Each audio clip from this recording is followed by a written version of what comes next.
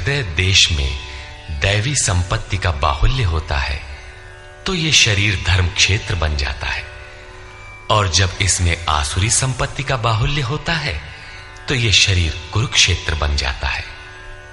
कुरु अर्थात करो। यह शब्द आदेशात्मक है। भगवान श्री कृष्ण कहते हैं, प्रकृति से उत्पन्न तीनों गुणों द्वारा परवश होकर मनुष्य कर्म करता है। वो क्षण मात्र भी कर्म किए बिना नहीं रह सकता, गुण उससे करा लेते हैं।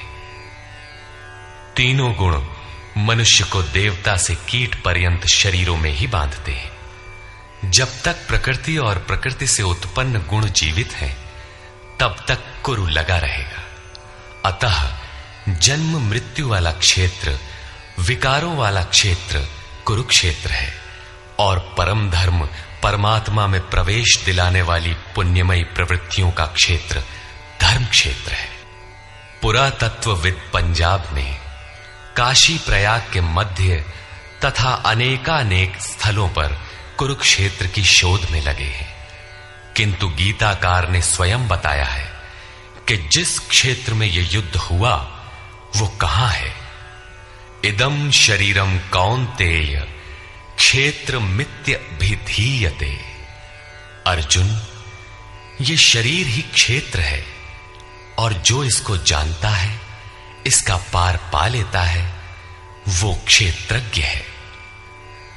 आगे इन्होंने क्षेत्र का विस्तार बताया, जिसमें 10 इंद्रियां, मन, बुद्धि, अहंकार, 5 विकार और 3 गुणों का वर्णन है। शरीर ही क्षेत्र है, एक अखाड़ा है। इसमें लड़ने वाली प्रवृत्तियां 2 हैं, दैवी संपद और आसुरी संपद। पांडु की संतान और धृतराष्ट्र की संतान सजातीय और विजातीय प्रवृत्तियां। अनुभवी महापुरुष की शरण जाने पर इन दोनों प्रवृत्तियों में संघर्ष का सूत्रपात होता है। यह क्षेत्र क्षेत्रज्ञ का संघर्ष है, और यही वास्तविक युद्ध है।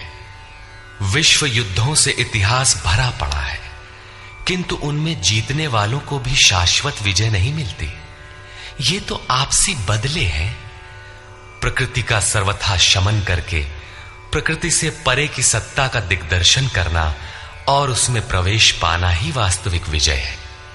यही एक ऐसी विजय है जिसके पीछे हार नहीं है। यही मुक्ति है जिसके पीछे जन्म मृत्यु का बंधन नहीं है। इस प्रकार अज्ञान से आच्छादित प्रत्येक मन संयम के द्वारा जानता है कि क्षेत्र क्षेत्रज्ञ के युद्ध में क्या हुआ। अब जैसा जिसके संयम का उत्थान है, वैसे वैसे उसे दृष्टि आती जाएगी।